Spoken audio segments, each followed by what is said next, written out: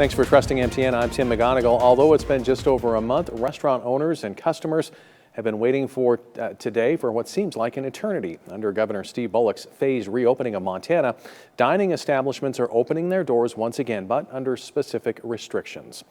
For eateries to be able to resume dine-in service, Great Falls restaurants like N-Bar and The Block and El Comedor have removed tables from their dining rooms to maintain there are no more than 6 people in parties. Tables are 6 feet away from each other. There's no sitting or standing at the bars, and they need to operate at 50% capacity. For Mackenzie River Pizza Company, opening up means getting to socialize and see their customers again, but while taking every step possible to keep everyone safe, including some spaces being sanitized every 15 minutes. It's a lot of cleaning, but we're doing what we can do just to make sure everybody stays safe. It's kind of nice to actually interact with the customers, and now you actually get to see faces again. Meanwhile, MTN's Sam Hoyle caught up with a handful of people at the Windbag Saloon in Helena as they commemorated the day. It was the first day that restaurants were able to open back up under Governor Bullock's phased reopening plan. And restaurants like the Windbag Saloon right here behind me opened their doors just a few hours ago as employees were excited to get back to work and diners excited to get their grub on. I mean, it feels great to be back to work. I love this job. I love being able to connect with the community. So it's just really good to be back and seeing some old faces and just being in the back of swing of things. I'm just glad that it's finally back open again. It's awesome that the community's coming back and reopening, and I think with this little thing going on here, it's going to be really helpful for people to get out and spend a little money for the community and help these small businesses. Though restaurants are back open, they are open in a limited capacity. In compliance with social distancing guidelines, restaurants all across the state have spaced out their tables anywhere from 6 to 10 feet apart, and they're also under stricter sanitizing regulations, which means when a handful of diners finish their meals, servers and bussers have to come in and sanitize every surface that the next customer can touch. So the next time you plan on going out to eat, it's recommended that you call ahead. That way you're not waiting for too long. Reporting in Helena, Sam Hoyle, MTN News. And as Sam said, they do recommend you call ahead to find out if they are open. Some restaurants have opted to delay their reopening for several days or even weeks. Well, there have been just 2 new confirmed coronavirus cases in Montana since yesterday. One of them is in Cascade County. According to the Cascade City County Health Department, the new patient is a non-resident male in his 40s with recent travel. It brings the total in Cascade County to 16. 3 of them are active. Statewide, Montana has 457 confirmed cases. Nearly 90% of them have recovered, and the state death toll stands at 16. Well, at the early onset of COVID-19, few tests were available, but as resources have become more readily available, Governor Bullock has set a goal for Montana to conduct 60,000 tests per month. Starting this week, Alluvian Health will offer a drive-through COVID-19 testing clinic with the capacity for around 1,000 tests. MTN's Lindsay Hyatt went out to Alluvian Health's on-site clinic today to see how traffic has been at their drive-through. Swab, seal, and sign. It's a simple process all scheduled patients will complete at the drive-through COVID clinic.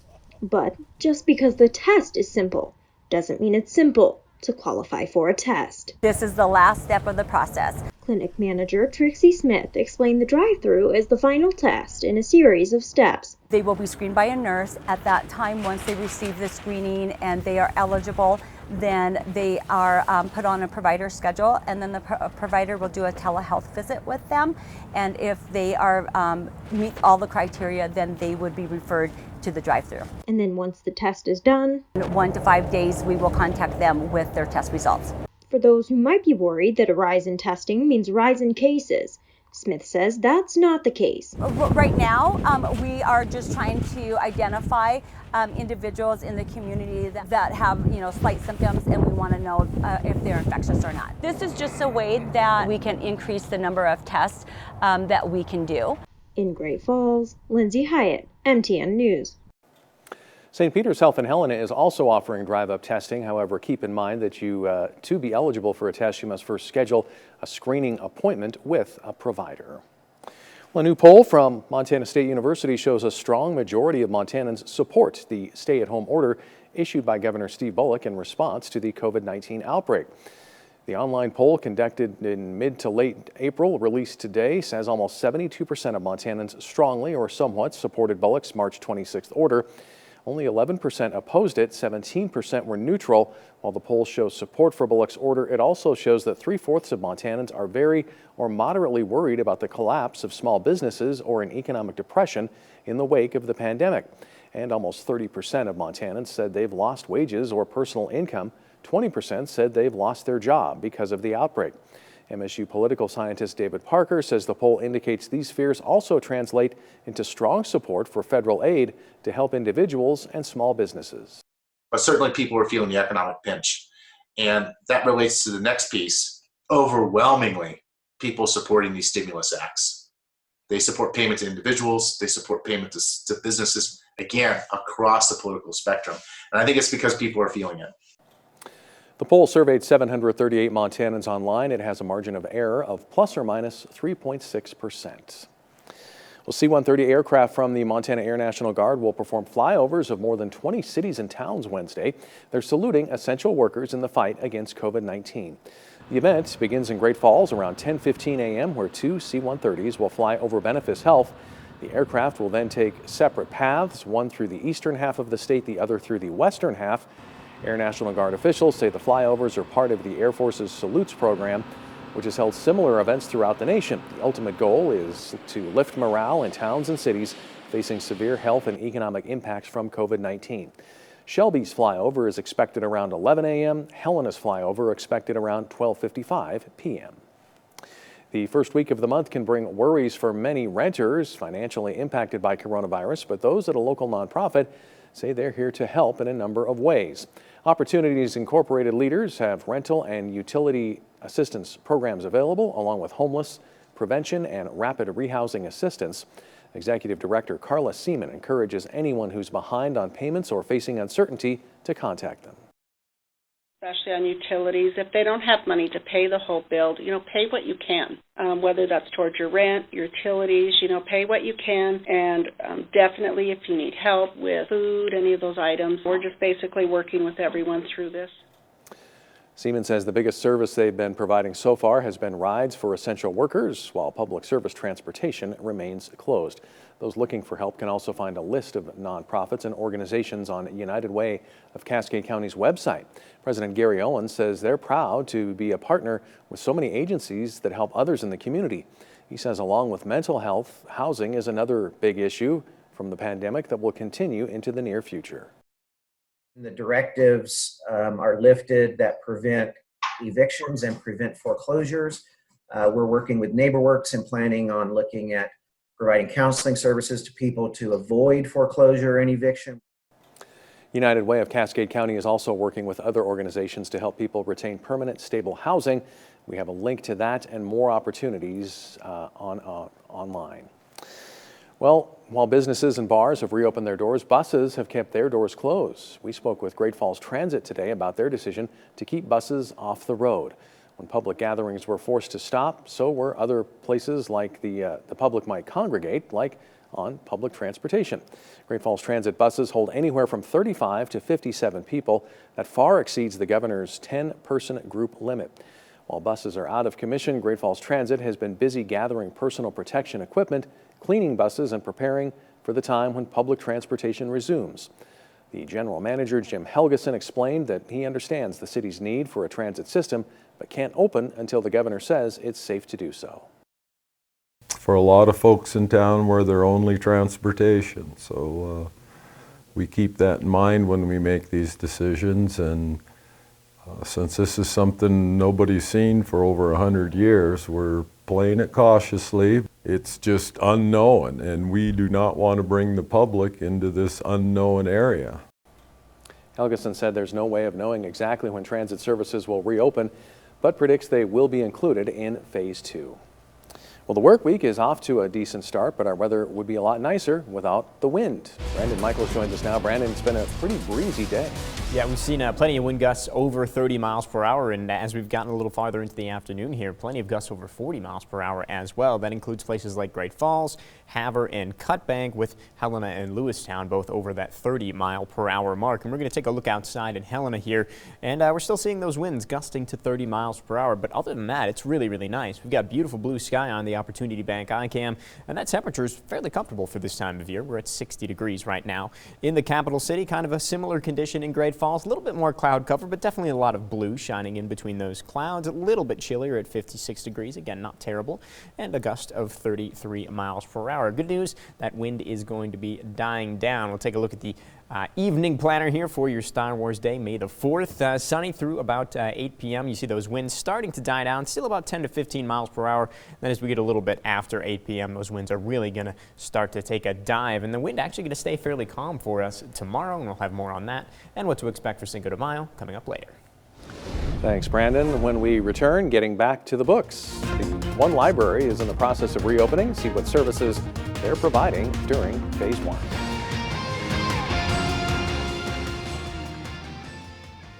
By the Montana Television Network. The 5:30 news continues on Montana's News Leader. Welcome back. Large urban school districts are not the only ones having to decide whether to continue remote learning. Two of Lewis and Clark County's smallest districts have also said they won't return to in-person classes this school year. Canyon Creek and Wolf Creek's school boards both voted last week to extend remote learning through the end of the year. They have 19 and 14 students respectively. County Superintendent of Schools, Katrina Cheney, oversees those rural districts. She said they only have a few staff members each, and it would have been difficult to make all the changes they'd need to be ready for a return to school buildings. She says they talked to families and found a number of them were not yet ready to send their students back to class. We found out that we would need to continue with the remote learning, and with 6 grades at each school, that was going to be a lot of work for teachers to be there with in-class instruction as well as out-of-school instruction. The Helena, Lincoln, and Augusta school districts have also voted to continue remote learning. East Helena set to make their decision tomorrow night. Last week, the Great Falls Public Library approved a multi-phase reopening for the library building. And as MTN's Matt Holzapfel tells us, community members are looking forward to getting back to a place that's more than just a bunch of books. Curbside service is back at the Great Falls Public Library, and the staff is hoping that's just step one to fully reopening. When we first reopen, we will be opening with limited hours, with limited access for people, and then gradually, as hopefully the pandemic wanes, we will gradually open more and more. Like everyone else trying to reopen right now, the library is taking extra precautions to keep staff and visitors healthy. We're putting in some plexiglass shields to protect staff. We're getting some touchless hand sanitizing dispensers, and we'll be asking people to use those when they start coming in the building. While the library has been closed for the past 2 months, it's been sorely missed by the Great Falls community, not just for its books, but for its role in providing internet access to people who would otherwise have none, for the sense of community that it provides people, for simply giving some people a place to be. People have tears that when we open back up for curbside service, they're so pleased to have access to books. And while we were closed, there were many people that didn't have access. The library hopes to fully reopen to the public with limited hours by the end of May. In Great Falls, Matt Holzapfel, MTN News. Patrons can continue to call the library Monday through Friday, 9 a.m. to 5 p.m. to renew books, ask questions, or place holds. Well, tomorrow's looking like a very nice day for us. Wednesday and Thursday, not so much. We'll have the forecast up next. Now, here's your Storm Tracker weather forecast with meteorologist Brandon Michaels. Well, kind of 2 weather stories looking ahead in the future. Today, it's been the strong winds that have been the story. Tomorrow, got this big area of high pressure that's going to drift right on top of us, give us nice clear skies. It's going to be a beautiful day tomorrow. And then eventually, we're going to start to see this influence of the big Pacific low right here. That's going to send some moisture our way, and we're eventually going to get some pretty good chances for rain both Wednesday and Thursday. Let's talk about what we're dealing with right now before we dive into the forecast, though. Just a couple of very light scattered showers have popped up, mainly along the high line into parts of northeastern Montana. But in general, most of us aren't going to see too much from that. Maybe a little bit of sprinkle here or there, maybe one rumble of thunder across that entire line, but nothing that's all that significant. Temperatures comfortable, but a little bit cooler than average for this time of year. We're sitting at only 50 right now in Geyser, 56 in Great Falls, 60 down in Helena, and 60 in Glasgow as well. Through the night tonight, temperatures are going to be a little bit on the chilly side. We've got mostly clear skies, and we're expecting a clearing trend, so it'll be a little bit cooler. 38 for Glasgow, 36 for Scobie, 36 in Helena as well. Places like Geyser, Lewistown getting very close to that freezing point. You get up toward Cutbank, you guys might actually fall below freezing tonight. So definitely a little bit on the chilly side, not unheard of for this time of year, but definitely cooler than average, and a little bit of a rebound though in our temperatures tomorrow. It's not going to be warmer than average, but it'll be comfortable. By the time we get to noon, our temperatures are in the mid 50s, and then we're going to stay kind of in that mid to upper 50s range to around 60 degrees by the time we get to the afternoon hours. So not too bad for us. And we'll look at the actual high temperatures right now. 62 for Great Falls, 57 for Lewistown, 61 in Havre, 62 in Choteau, and 61 in Cutbank. Up in Scobie, a little bit cooler at 57. Same with Hayes. You guys are coming in at about 56 degrees. For tomorrow's high temperatures, some good news about tomorrow. We are not going to be dealing with the wind. We showed you earlier those winds are going to be pretty steadily dying down through the night tonight. And by the time we get to tomorrow afternoon, the winds are going to be pretty much a non-factor, mainly out of the north to northwest at about 5 to 10 miles per hour. Now we're going to take a look at future track because I said we do have rain chances in the forecast, and they're pretty good chances for rain. Could actually pick up some helpful rainfall for some. So let's take a look at that. Mostly clear skies, nothing to be worried about through the night tonight. Tomorrow morning, mainly northeast Montana, seeing a sprinkle or two, kind of like what we saw today. By the afternoon, most of us are into some sunshine, mostly clear skies into tomorrow night as well. But then we start to see that moisture pushing in with that big low, turning it onshore by Wednesday afternoon. There's all that moisture in western Montana that overspreads most of us by Wednesday afternoon, early evening, and that rain continues to fall as we head into the day on Thursday. So it's kind of a long-lived rain event here, a potential for rain totals of a half inch or more. So some useful rain, especially since the drought monitor does show that quite a bit of our state is still a little bit on the dry side here. Let's go through the 7-day forecast again. Cinco de Mayo, mostly sunny, but that rain chance increases Wednesday. It's really Wednesday night into early Thursday where we've got the best chance of rain with some lingering showers possible through the day on Thursday. Behind that system, only 55 the high on Thursday, clearing on Friday. Another little chance for some rain on Saturday. Temperatures in general closing the forecast out here a little bit cooler than average, running mainly in the 50s. 7-day forecast for Helena now, mostly sunny tomorrow. A little bit more cloud cover into the afternoon for Helena compared to Great Falls. Rain moves in later into the day on Wednesday and lingers into Thursday, clears out by Friday, and then we get another little chance of rain for Saturday. A couple showers and storms here and there. Temperatures near or below average for most of the forecast. Tim? Thanks, Brandon. As the state continues to reopen, there continue to be some amazing moments, and we'll share some of them in our social distancing game changers next.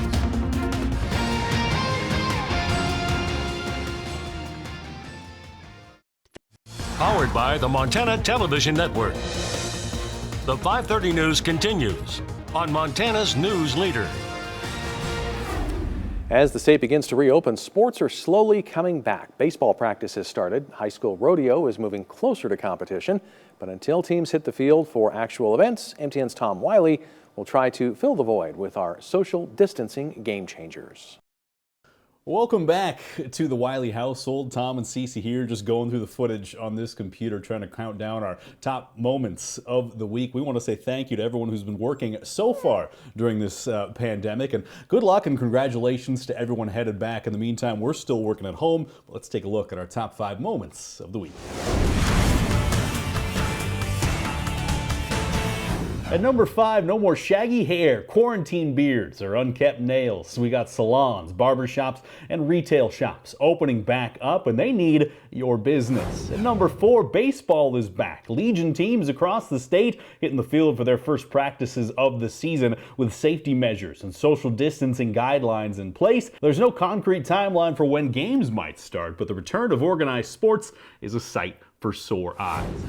At number 3, this is what happens when teachers are quarantined inside of a school building. Cascade Activity Director and PE teacher Sonia Mazaira breaking into song and dance, pleading students to please come back to gym class. At number 2, high school seniors, well, they miss out on a lot of milestones this spring, but Black Moose Photography in Helena is making sure pictures with your cap and gown aren't one of those moments, offering free sessions for seniors both in high school and in college. And at number 1, the Navajo Nation is dealing with a high rate of COVID-19, but they're getting some help from their Blackfeet Nation friends to the north. The team of sewing warriors from Browning has made over 1,000 masks to send to some of the hardest hit areas in the Southwest.